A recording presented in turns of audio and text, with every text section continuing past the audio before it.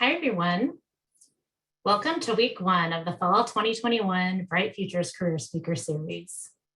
The Career Speaker Series is a 6-webinar educational seminar series sponsored by the College of Marin, the Marin County Office of Education, and the Workforce Alliance of the North Bay. As people are logging on today, I'd like to do a quick round of introductions. My name is Sita Williams, and I work for the Workforce Alliance of the North Bay. Moderating today, we have Alex Jones from College of Marin. Alex, if you could give everybody a wave. And then presenting today, we have Farah Medrano from Wells Fargo. Farah, if you want to wave. And then Tim Watt from College of Marin. And so before we get started with today's speakers, I'm going to do a little bit of housekeeping so that we're all on the same page throughout the webinar. We will be recording this webinar. So why offer a career speaker series? Well, first off, we'd like to introduce you to some of our local professional experts. We'd also like to introduce you to jobs that you may not have heard about before. And we'd like to help you to make informed decisions about the next steps on your career path. What to expect today? The presentation hour will include an introduction, like we're doing right now, speaker presentations, and then question and answer time. Please use the chat function of the webinar to ask your questions. Here's our webinar series schedule. You can pick and choose the topics that you're interested in, but please join us for as many weekly programs as you can. For those of you who are in high school or a college work experience class, I have a speaker reflection form that can be used if your instructors approve extra credit. And if you get inspired by one of our speakers today and would like to explore educational or training programs in the area of business, banking, or entrepreneurship, I will copy the following information into the chat. You can also email me after the program, and I'm happy to send this information to you. In addition, if you'd like to connect with one of our speakers, please let me know through the chat or email me after the program, and I'll be sure to put my email address in the chat so you can do that, and I'll be happy to forward your message to them. If you need help finding a job, please contact one of the American Job Centers listed here. If your local region isn't listed here, please email me after the webinar, and I'm happy to find a contact number for you in your local area. And then finally, if you have any questions, please email me or Alex after the program. Thanks so much. All right, I'm going to stop my share here. Farah, I'm going to hand it over to you. You can share screen, and then we're ready to begin. All right, perfect. Sita, if you can let me know when you can see the presentation, that would work for me. Beautiful, I can see it. Perfect, thank you team for the thumbs up, I appreciate it. So welcome everyone, I'm super excited to let you guys know about the wonderful career path of financial services. We'll talk a little bit about my journey and how I got into a recruiter position here with Wells Fargo. And we'll talk a little bit more about what types of positions we have as a company and what exactly we're looking for. So let's go ahead and start off. I am awful about talking about myself. I don't know if anyone else is like me, so I am not going to read all of that, but that is my wonderful professional headshot. My career journey started off with me joining, going to USC. I got my degree in broadcast journalism and political science. Obviously, neither of those are financial services.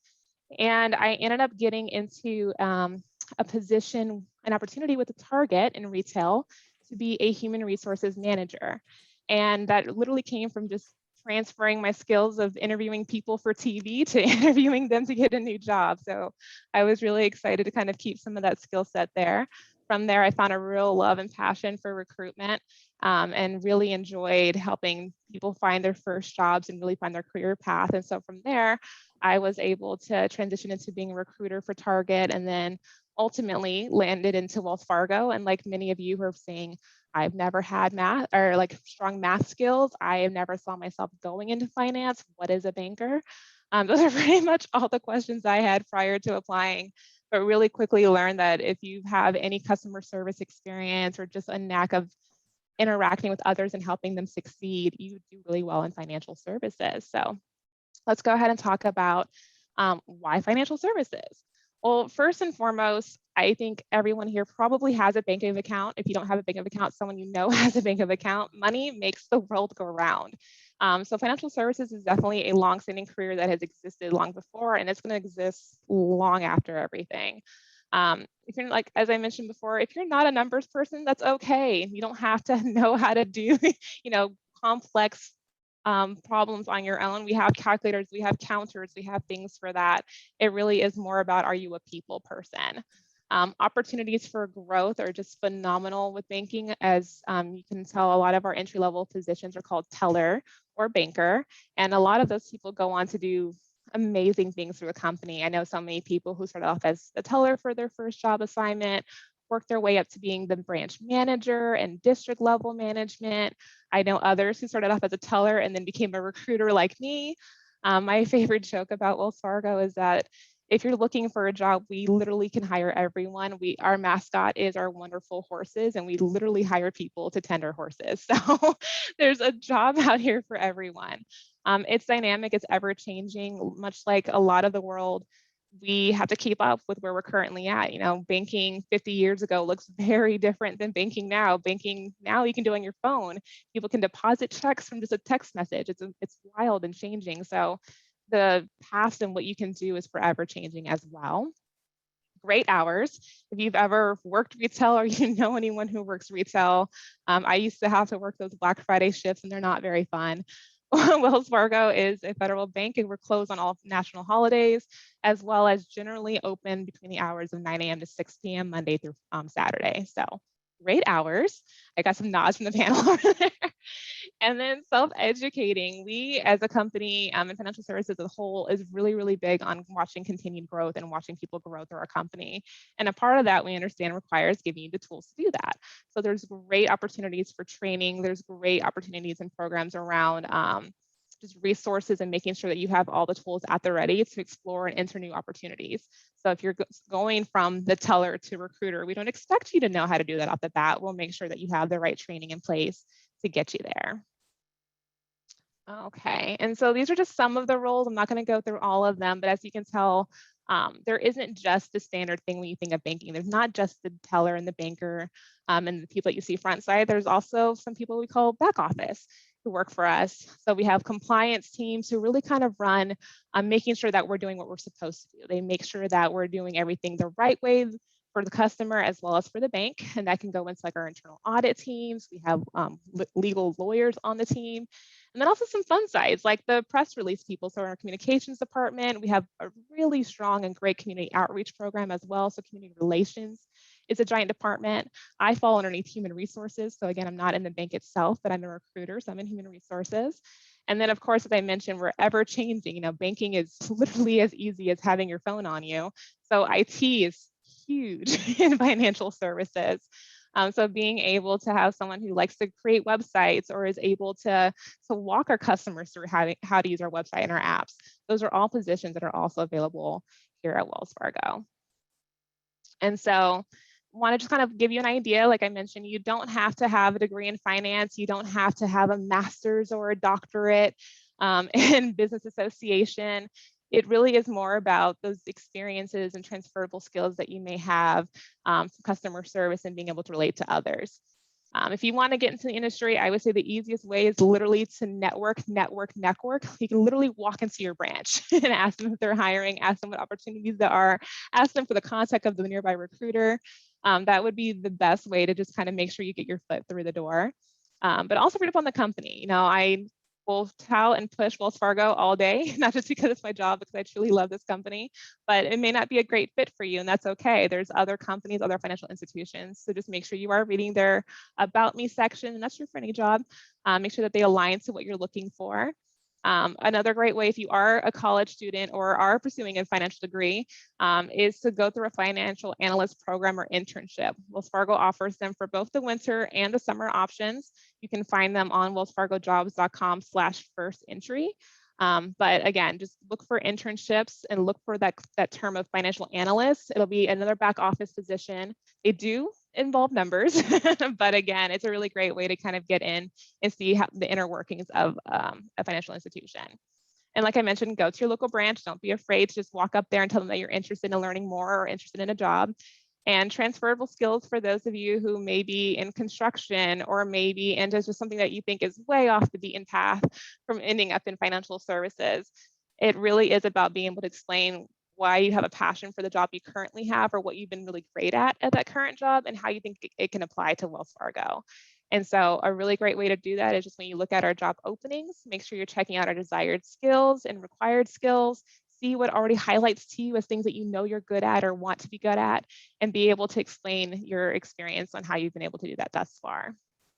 And so I'm not going to go through all of this. I will allow Sito at the end of this to share this presentation with all of you so you guys can have access. But those are my quick tips on how to read each job position that we have at Wells Fargo and see if you are someone who would be interested in that position. And then these are all of our links on how to find a great career. We actually even have a quiz that you could take to see where you might land, because again, not everyone's great with numbers, but not everyone's also wanting to 10 horses.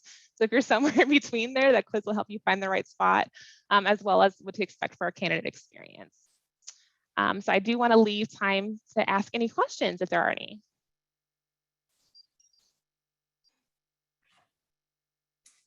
Hi, Farah. I guess I could ask a question. And this is just sort of, to tell us the story of your life at your work. But what would you say was your favorite day working at Wells Fargo or in the banking industry? Yeah. So, I mean, I honestly enjoy anytime I get to do my phone interviews with my candidates and hearing my internal candidates and hearing their stories that they help front-facing customer services. But honestly, my absolute favorite day has been, we had we call them mass hire events. So like really big career days where we go out into the community. This is of course before COVID. And we just kind of opened our doors and was like, hey, we're hiring. What skill sets are you thinking? Are you interested in coming over? And I had a girl come up who she had been a sales associate for Nordstrom for a few years, did not really know how to transfer her skills. And we were just talking it through all the way. And at the end of it, she was like, do you want to come work for me? I feel like you're a really good sales experience. And that was kind of how I got to tell her, like, yeah, people underestimate like a lot of the things that you do work well here too. Like you don't just have to niche yourself into a corner. And so just seeing how excited she was about that conversation. She did apply and got the job. And that was, always the icing on the cake when I get to see those candidates really kind of reshape their career path and come on board. So it was a really cool experience. Thank you so much. There's some questions in the box that I'm gonna ask you. So within recruitment, what does your job look like day to day within like recruitment? Yeah, recruiting is a really fun job. So I usually start off my morning going through all of my emails. The next chunk of my day really is what we do phone screens here at Wells Fargo. And that's different from some companies to another, but it's the first round of interviews. And so most recruitment and most companies will handle those. And so I get to read resumes, pick candidates that I think are strong and qualified, move them and invite them to do those interviews with me. And then from there, I get to partner with my hiring managers or the direct manager of the opening to decide based on what I saw who gets to move forward. And then I help those managers utilize their resources and making sure that they're asking the right questions for the position that they're looking for, make sure that I'm giving them right quotes on like how much to pay people. And then when we make the offer here at Wells Fargo, I get the privilege of doing that as well. So every single candidate who applies to us gets an offer through a recruiter. And that's honestly like the icing of my day. Getting to have someone who's ecstatic about the opportunity and giving them that hopefully career changing position. So that's kind of a really short version of what a recruiter does day to day. And another question. So I know like recruitment, when the pandemic hit, it was a very special time. So now we're not even post-pandemic because we're still in it. Now, I was gonna say post-pandemic, but now where we are right now, like how is the pandemic kind of impacted your profession or recruitment right now? I know what it looked like before, but now what's the landscape now? Yeah, the best way I can explain it is that we lost a lot of that front-facing exposure, right? I mentioned before that we did a mass hire event where I literally went to a park. We put up a Wells Fargo banner and was like, hey, we're hiring. Like, we obviously can't do that anymore. But what I've gotten instead was more one-on-one connections with candidates instead, because we are focusing on direct calls now. We are focusing on direct reach outs through websites like Indeed and LinkedIn. And so there's a lot more one-on-one time between me and the candidate before they even apply to the position. So I think that's what's been new and valuable for me, is really kind of building that candidate experience on the front end more so than I used to before. And I'll get to the other questions in the box. LinkedIn. What are your thoughts on LinkedIn for students who are like debating, like, hey, should I get a LinkedIn? Like, what are your thoughts as a recruiter? LinkedIn, how, is it valuable? Is it not valuable? What's your thoughts on that? You know, I've worked for 3 different companies now, 2 financial industries and 1 retail giant. And LinkedIn has been a huge part of what we do. A really sad fact that I don't like admitting, but it's true, is that resumes get reviewed for about 30 seconds by a candidate, by the recruiter, before we move forward with the decision of where we're inviting you to interview. LinkedIn kind of gives us honestly a more colorful picture of that, right? We get to see the dynamic posts that you're posting, so we get to see what you're interested in. We get to see not only your career journey, but you also tend to mention your accolades or projects that you did while you were in that position, more so on LinkedIn. And we get to see your wonderful face. So it kind of makes it a lot more personable. I think the one thing to be wary of that I always tell all of my students and all of my candidates is LinkedIn is not Facebook.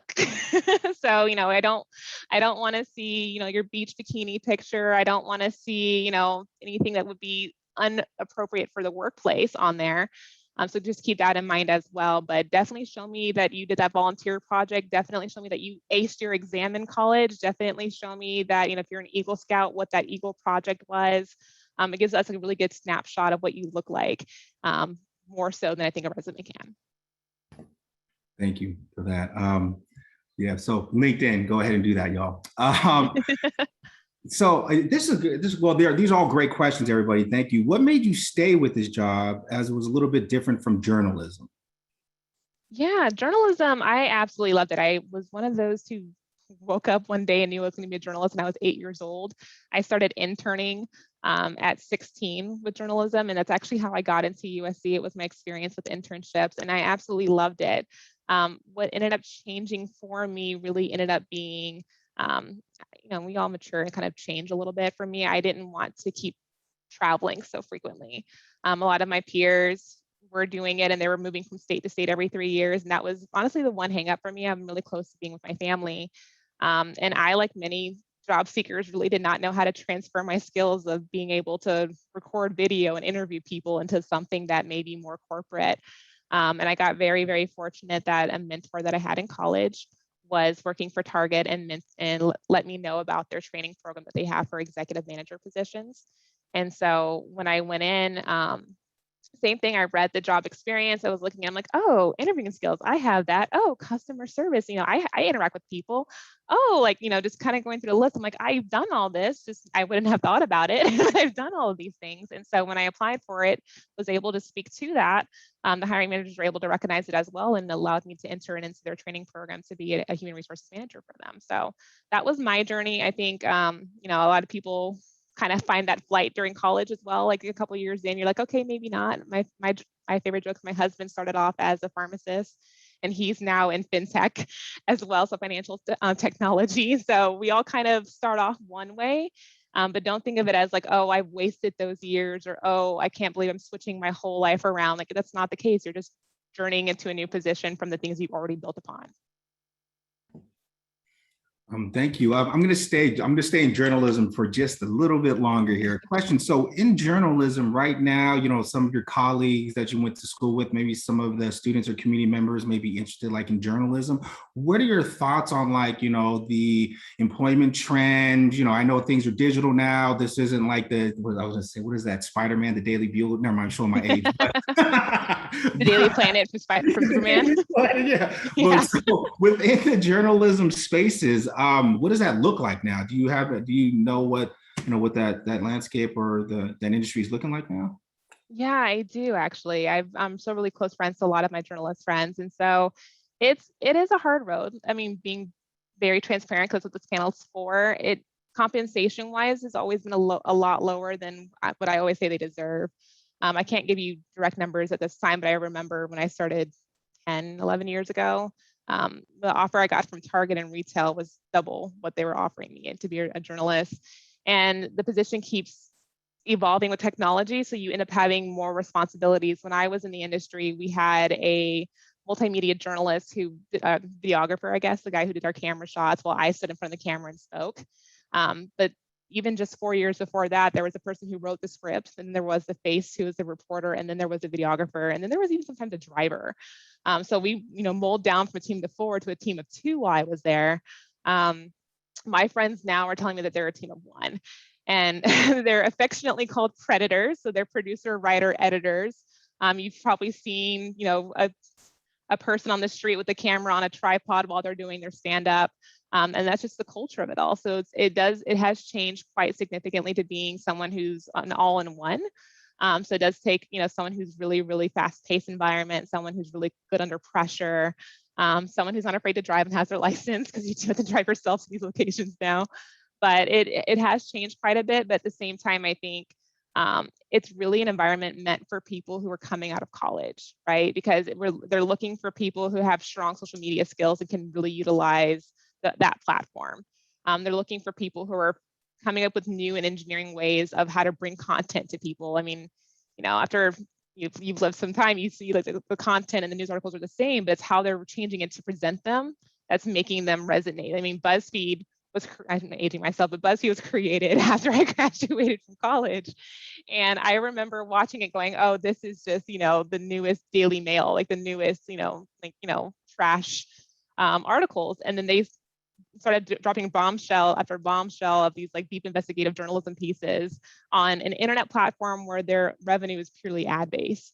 And so the environment's constantly changing, but it's getting to the point where you need to be really good at writing your own material, being comfortable with being your own, videographer if you're in broadcast journalism, or just being your own self-editor if you're going to be a print or social media editor. Thank you. I asked for myself because I was going to change jobs, and you just talked me out of it. So thank you. I mean, it's a fun career. It is a lot of work. I don't think people realize how much work it is. Another question, what impresses you the most when you are considering hiring someone? Yeah, I think if we're talking past the resume phase and I'm actually interacting with the person in some capacity, be that virtual over the phone or in person, it really is just a way that you have confidence and carry yourself. And I know that sounds intimidating to a person who gets scared on the phone. Believe it, I get scared doing my own interviews when I go for promotions and stuff. Like, I get a little nervous there, but that comes from practice. That comes from knowing your resume, knowing your work experience, and practicing to a mirror, practicing to your friends, practicing to your family, telling those stories over and over again, so that when you're telling them, you're not second guessing your credibility. And I mean, at the end of the day, like, we want someone who's going to be, especially in financial services or retail, like, you're looking for someone who can speak well, right, and communicate with others and really be able to offer and make those right recommendations. And that comes from confidence. If you have a banker who's telling you, well, I think this might be a good product, like, you're probably not going to get that product, right? Like, you want someone who says, like, nope, looking at your profile, looking at your history, like, this would be the exact product you need. And that's what's going to make you feel comfortable and trusted to work with that person. So it really, for me, it's what always wows me, like that extra push over, aside from your experience and your qualifications, is like how confident you can be in your communication. Thank you for sharing that. And everybody on the call, just an FYI, Workforce Alliance in North Bay, College of Marin, there's different like workshops for like interview prep at any time. If you want to, kind of dive into a position, kind of want to practice, kind of want to get more information. There are different services and resources that we can provide you guys to kind of do like what Farrah was talking about, get you guys ready. Next question is, what types of jobs what types of jobs in finance and banking can you go into with no work experience? I guess, yeah, okay. I'll let you take that. Yeah, it's a good question. Technically, all of the positions at Wells Fargo do require 12 months of customer service experience. The technically that I like the little asterisk next to that word is it doesn't have to be a paid job. It doesn't have to be, it doesn't have to be something that's already in a sales environment. I've had a lot of Eagle Scouts and Girl Scouts be able to explain to me their final project about how they needed to recommend products and interact with customers and help them, or at least the clients, and help them. And if you're able to demonstrate that you have that transferable skills that's aligned very well to that, that's more than fine. Another really big push that we do here is we love hiring veterans. And obviously, if you entered into the military right after high school, you probably don't have a cashier experience. You probably don't have like a customer exchange for money for your service kind of thing, but you've helped people, you've demonstrated leadership, you've been able to assess a situation and make the right recommendation. Those are all the skill sets that we're still talking about. So I would say for the entry level position, is the question is, teller and personal banker is definitely the front runners for those. But if you have years of experience, and it may not be technically customer service, but you were making those recommended offers, you were analyzing data, like you can definitely try for something higher. We do have positions like relationship bankers that require specialization.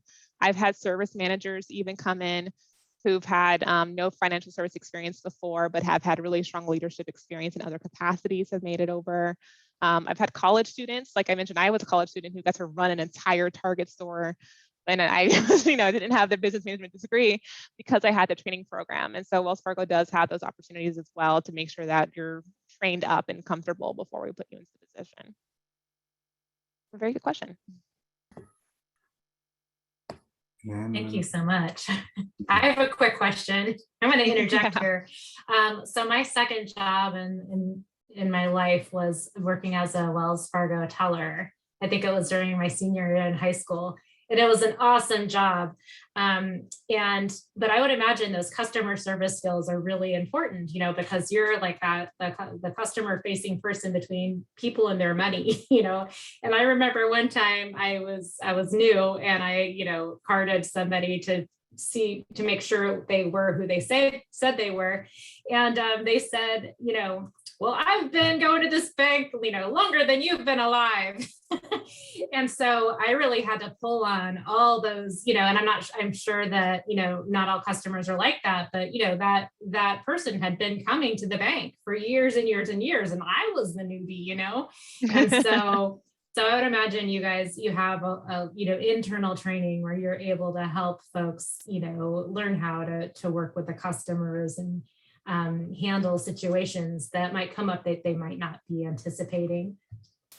Exactly. I mean, that situation, I laugh because that still happens. I can't tell you how many times I've gotten that scenario before, but it does still happen. People, I mean, once you have an established bank, and especially an established like banker, like you know them like the back of your hand. They feel like your family. Like you end up learning honestly more than family members maybe learn, because their financial status and what they're trying to do with their financial income.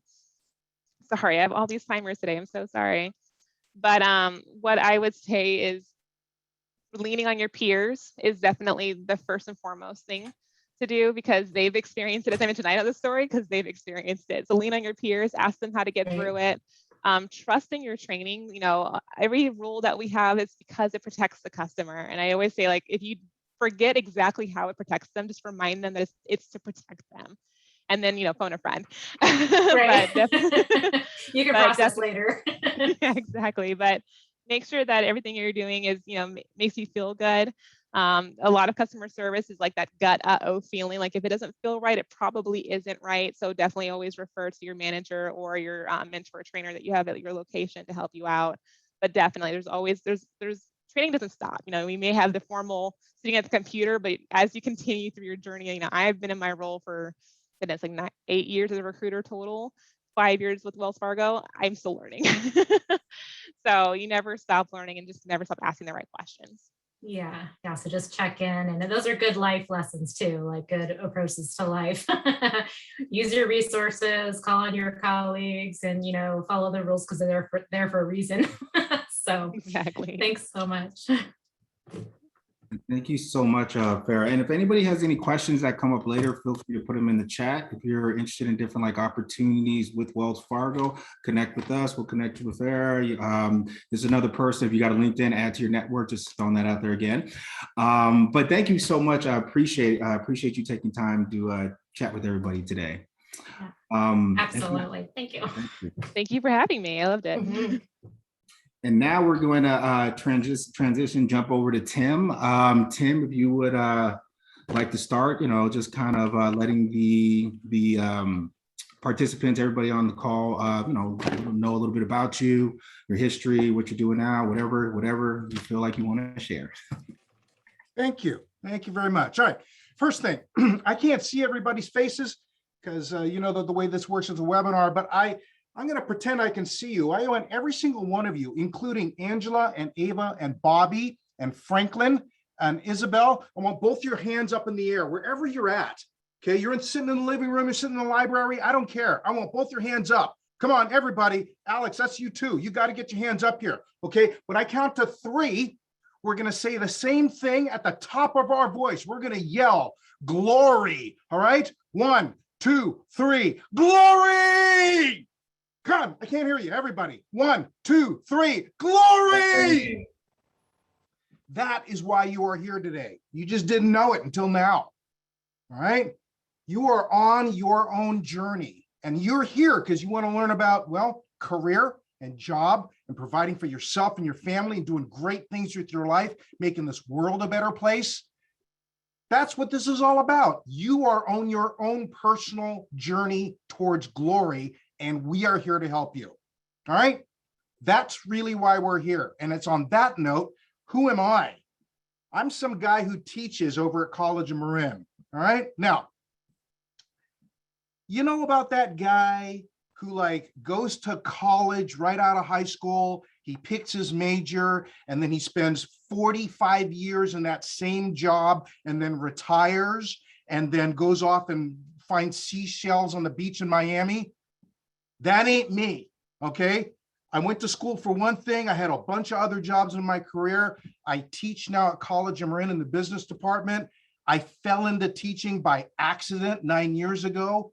All right. This is the life, the journey, right? And so no matter what plans and intentionality you may have, odds are something's going to surprise you later on in life. It's going to be wonderful. It's going to be something you never would have anticipated. You're going to learn a whole lot about yourself and the world.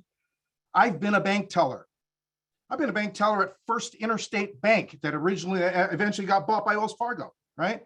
I've also assembled computers. I've been the head of business development for a huge financial company. I helped take that company public in an IPO in the 90s, a company called mortgage.com. I've run business development for the 6th largest software publisher in the world. I have taught graduate classes on leadership and how to lead people better. What else have I done? I've been the head of technology for a huge programming department. I have managed a sales department of 26 people with a $2 million budget. I have negotiated multi-million-dollar deals with the ISP Earthlink in Georgia. And I tell you, if you ever have to negotiate a big deal and you're dealing with IP attorneys on the West Coast and in New York, that'll shave 3 years off the back end of your life. Holy smokes, right? I have seen stuff that would make your hair curl. I have seen stuff in business meetings that I can't tell because this is a PG rated webinar, okay? Life is crazy and it's a heck of a lot of fun. One of the things I want to encourage you is that whatever your major is, whatever you end up doing with your educational life, the bottom line of higher education is not the name on the school.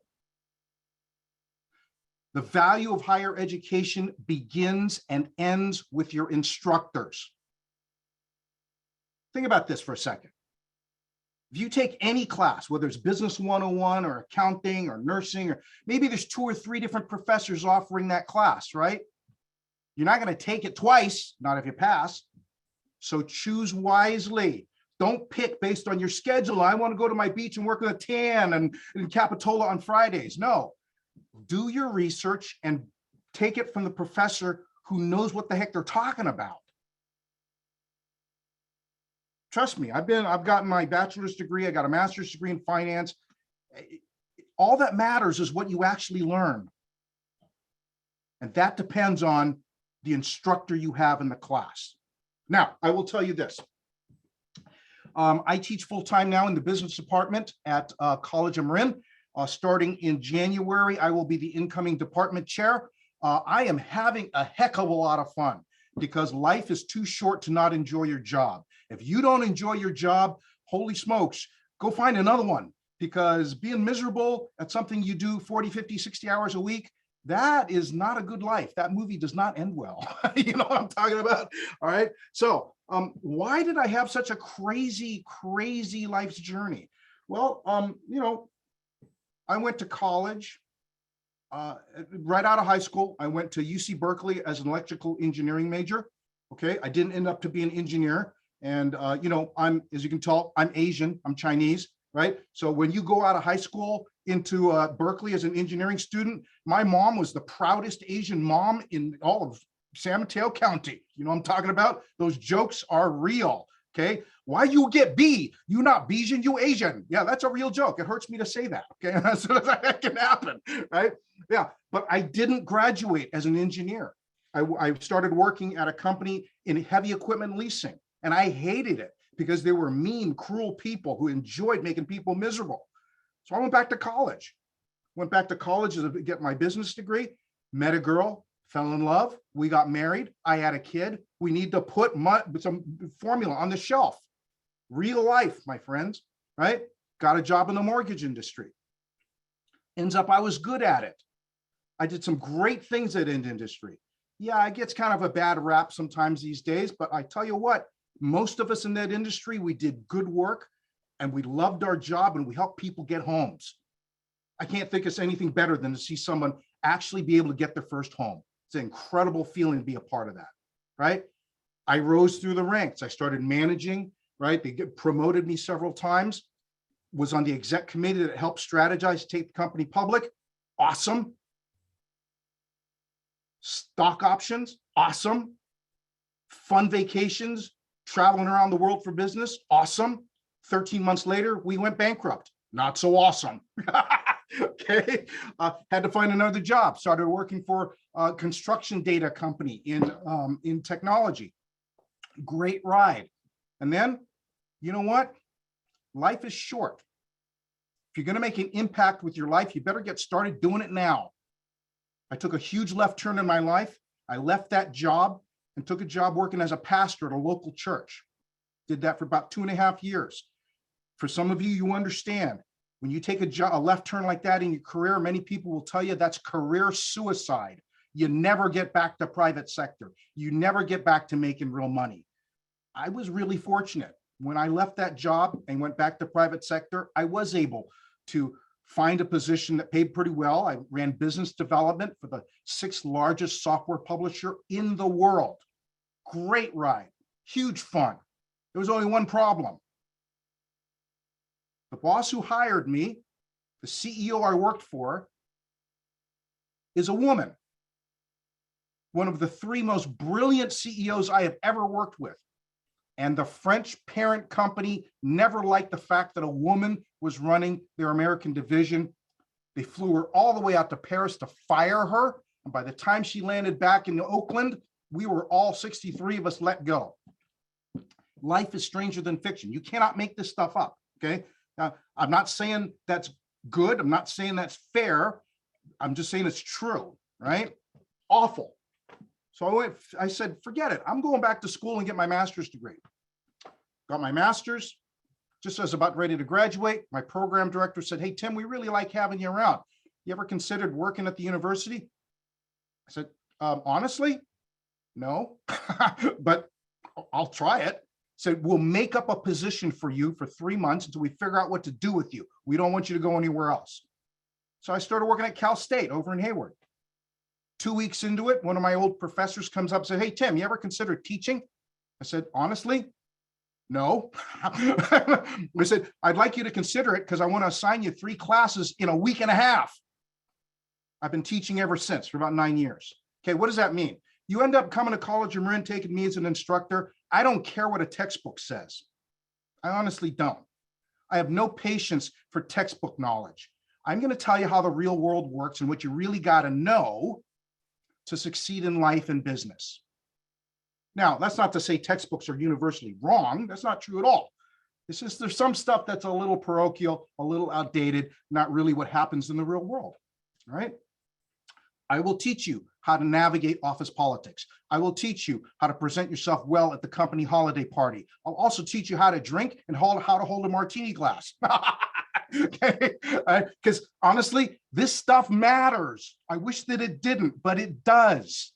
We'll talk about that. We talk about that in my classes as well. But here's the one thing I want to tell you, because I got a little bit of time here. For this wild career ride that I have and the things that I teach at the college level, the upper division undergrad level, and at the graduate level, I have worked in a lot of different industries and had a lot of different roles. I still do executive coaching around the country. I still do consulting for startups and startup founders. I have talked to some crazy startups, neuroscience, robotics, all sorts of fun stuff. And in all of this experience, I would distill it down to this. Whatever industry you're in, career success can be boiled down for you as an individual essentially to two things, all right? Now, assume in this that you got your hard skills down. If you work in accounting, you're a great accountant. If you're dealing with clients, you are great at dealing with clients, right? If you are an analyst, you know how to analyze a set of financial statements correctly the first time, all right? You know your stuff. So assuming you know your stuff, success in your life and career is going to boil down to two things. Can you build trust with others? And can you communicate well with others? That's the secret sauce, my friends. This year I turned 60 years old. I had a 25-year career in private sector. I've been teaching for 10 years now. That's what it boils down to. Can you recognize and identify someone who can be trusted? And also, are you suspicious and wary of that particular setting where maybe someone hasn't quite earned trust yet? And if you can build trust, well, quite frankly, that's the oil upon which the engine of business runs. And can you communicate well with others? Face-to-face, verbally, written, over email, over a report. Can you make your case? Can you sell your proposition and your ideas? Can you convince a great recruiter like Farah that you are the only candidate that she should be looking at? The rest comes second best, at best. Why on earth would you look at anyone else besides me? Because I'm smart, I have integrity, I know my stuff, I have my skills, I have the track record to prove it. I can't think of a single reason why you would want to look at anyone else, unless of course it's as a second choice if I decide I'm taking a better position. Can you sell your case? Can you sell your ideas? Can you articulate your thoughts well? And if right now I'm saying these things and then you look in the mirror and you're honest with yourself, you know, I sort of can, but I could stand to be a little better. That is awesome. Because right now at this stage in your life, in order to improve your skills, we offer you help for free.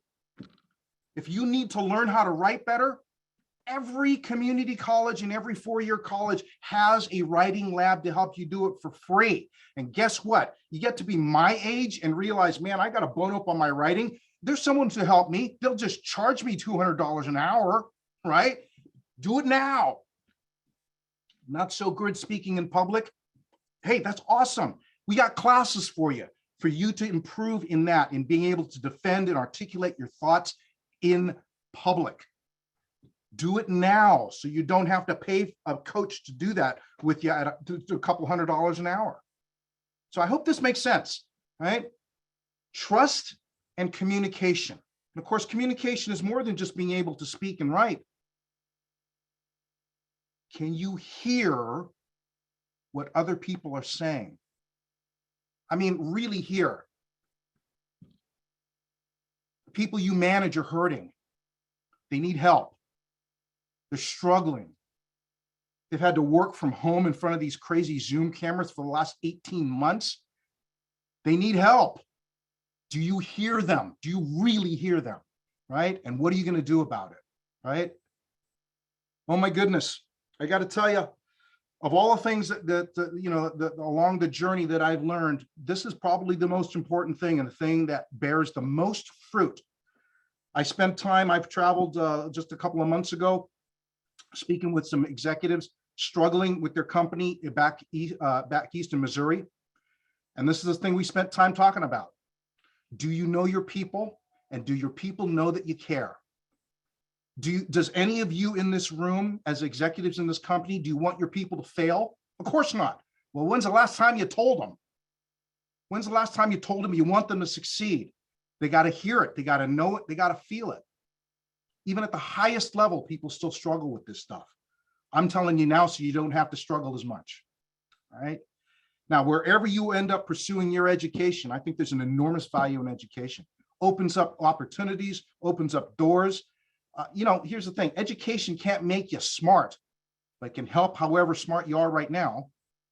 Education can't make you have higher character. But if you're already a person of integrity with character, it'll help you refine those things and think well about those things.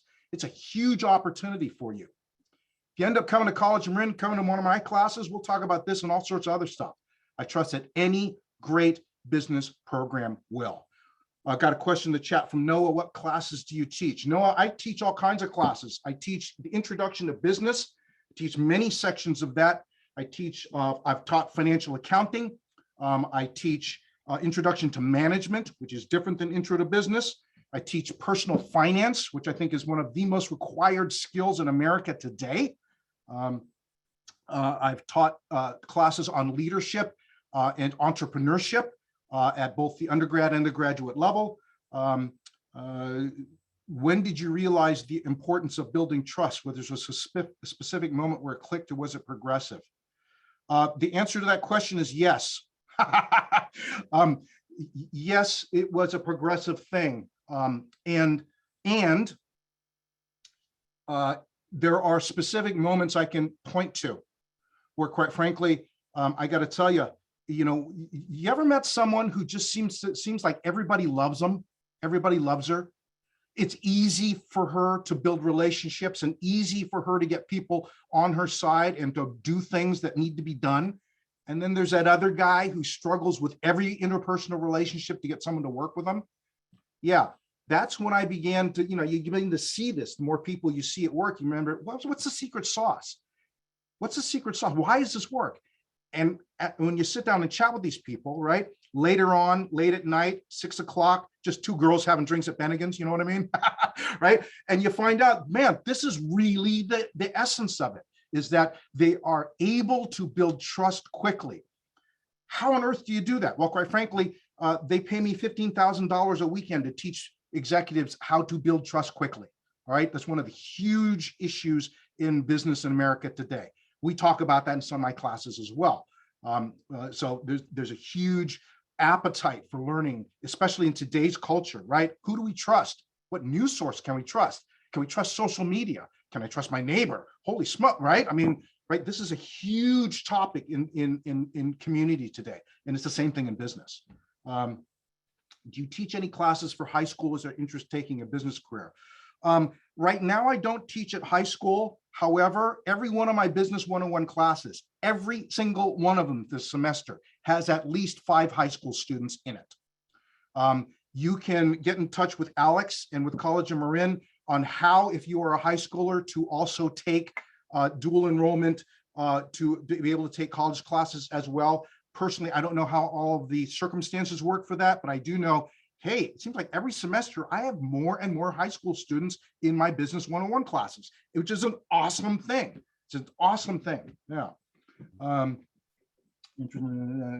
Tim, I was going to add to that as well too. Like, honestly, like if there's high school students on the call, well, they are, and you're interested in taking college classes, I say like, go for it. Start now, kind of get those units, get the knowledge, it's open, it's available for you. When I was in high school, I was taking college classes, and it's just going to like support you. It's going to benefit you for your future. So I highly encourage students, like if you're able to do it, definitely do it, And Tim, I want to ask you a question. So what are your thoughts on internships? Yeah, yeah. Internships are a wonderful thing because it serves two purposes. You get to know them and they get to know you. So many students I talk to, especially, like sophomores and juniors in college, they say, I'm looking for a paid internship. I need a paid internship because I got bills to pay. And, I get it, right? Okay, that next Netflix show is not going to binge watch itself. So you got to pay for the subscription. I get it. Everybody's got bills. What is way more important in an internship is, are you engaging with a quality company that you might actually spend a couple of years of your career with? Because in you getting a sense for what the real work looks like, right? This will help you immediately get a sense for, is this someplace that I could really try on, like a new suit of clothes, or is this place something I'm going to run for the hills from, right? I worked for a company like that I ran for the hills from. It was a uranium brokerage in Palo Alto. I worked for that during the summer when I was still at UC Berkeley. And when I saw at that time how the uranium brokerage industry worked, I was, get me the heck out of Dodge as quickly as possible. It was frightening, my friends. But, how would I know that unless I got a chance to work there, right? The same thing from the other side. You know what? I got to tell you, and Farrah can back me up on this because I have hired, and unfortunately I've had to fire a few times, right? Here's what I'm really looking for in the first couple of weeks from somebody, whether they're an intern or whether they're an employee. Do they have a great work ethic? Are they going to show up early and leave late? Or are they going to show up late and leave early, right? Because quite frankly, if they're reasonably intelligent, I can pretty much teach somebody anything over time, but I can't teach them a work ethic. They come with that or they don't. And an internship allows me to see, what do you really like past the interview? How do you really show up? Do you bring great energy into the room, right? Hey, my friends, you realize something? There's so much stuff in your life you can't control, right? You can't control when you show up someplace. You really can't because of traffic and the Bay Area and stuff, right? But here's one thing you can control every single day. You can control the energy you bring into the engagement.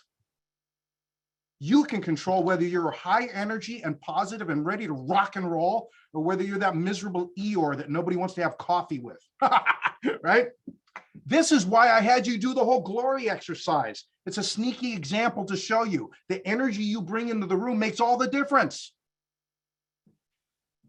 Internships are awesome. I highly endorse them, Alex. That was my nickname in college, Eeyore, because I was just that's the energy I put out. But that's another story for another day. No question for you. So entrepreneurship. Yes. We're thinking like high school students, college students. Right now the pandemic hit. A lot of businesses had to shut down. Within these entrepreneurial type spaces, what are your thoughts on my post-pandemic? Someone might want to start their own business with all your expertise. What do you think that space is going to kind of like look like? Yeah.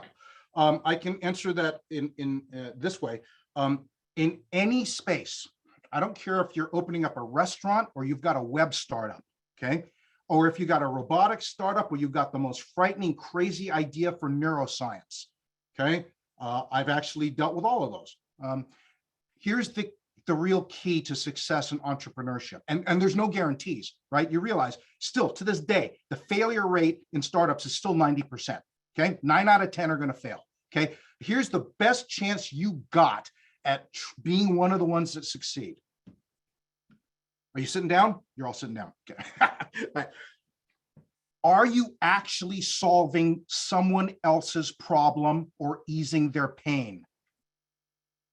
It's just that simple. Are you actually solving someone else's problem or easing their pain? And here's why I say that. By the way, you have no way of knowing that until you get the heck out of the office and talk to people. You got to actually ask them, hey, I got this idea, try this out for a couple of weeks, get back. Does this really solve your problem? Because I can't tell you how many startup founders I've talked to who have a great technical whiz-bang thing. It doesn't actually solve anybody's real problem or actual pain. At which point I tell them, hey, guess what? You've built the most elegant screen door for a submarine. because submarines are in the water and they don't need. Okay, you knew that. Okay. You get the point. You get the point, right? It's just irrelevant, right? It doesn't actually make a great business, right? And so many times people are really concerned in entrepreneurship about, I want to be the next gazillionaire. I want autonomy. I want a whatever, right? And I always tell them that's the wrong end of the stick to pick up. The right end of the stick to pick up is I'm really, really genuinely curious about other people and the needs they have and the pain they have. Can I solve one of those? Because if you can solve one of those, guess what? People are going to come to you with their money saying, I am begging you to take my money because this thing solves my problem in such a way I've never seen before. I want to pay you. I don't care if it's a beta. I don't care if it's only a minimal product. I'm willing to pay you now. Tell me when it's ready, right? And that's the real show, the real the proof that you've succeeded. And that can happen at any level. Let me tell you about the youngest 2 entrepreneurs I ever met. Okay. I was judging a startup contest down in San Mateo, and these 2 young people get up and say, we've got this great idea for a startup. She was 13 and he was 14. And so the judges started asking the 13-year-old, come on, tell us the truth. Did you actually code this entire project yourself? And she said, without batting an eye, well, I coded a lot of it, but I'm not really good at user interface. And that's why I had my partner, Jimmy, code all the user interface stuff. 13 and 14 years old, right? I'm thinking, what was I doing when I was 13 years old? I was still, I'm probably eating mud pies or something, right? Okay, right? So the age doesn't matter. You can still have a brilliant idea, right? Where you're at in life doesn't matter. You can still have a brilliant idea. The real acid test is, are you actually solving someone else's problem? Yeah, Tim, I gotta let you know I'm upset at you with your Bennigans and your submarine with the screen door, because I get those. I'm like, oh no, it's like, I was like, am I there? Is this where I'm at? Thanks a lot, man. No, but no. And by the way, Tim, I have an idea for you because Farrah ruined my journalism goals. So now I have an idea for his backup when I try to transition out of here. So we'll talk about that later. But no, we're coming up on time right now.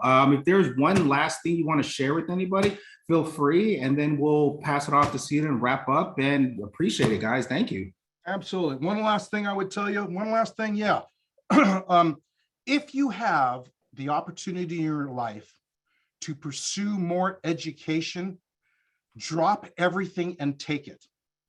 From an old fart at 60 years old, I will tell you, there's nothing more valuable that pays more dividends in your life over your entire career than learning. And it doesn't matter what.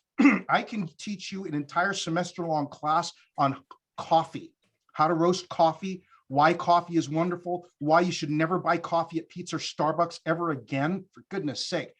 Life is too short to drink cheap beer or bad coffee, right? So, roast your own coffee. We could talk, or about jazz piano. I'm a professional musician, right? Or about starting a business, or about gardening. I mean, there's just a bunch of stuff that I've learned over the years about, just because I was curious. Be curious about things in life. Be curious about other people. That is really the thing that enriches all of your life and your career. That's what I got for you. Thank you so much, Tim. And to both you and Farrah, thank you so much for taking the time really to inspire us, to share about your professions, to share about the industries that you represent, and really taking your time out of your day at the end of your day to be here for our students and our job seekers. So if any emails come in after the webinar, I'll be certain to forward them to you. And, thank you so very much. And hopefully we'll be talking to you in the future. All right, everybody, I'll hang on the line. So if any students have questions, I'll be here to answer your questions. And otherwise, everybody else is, have a good dinner. Thanks again, everyone. It's been a pleasure.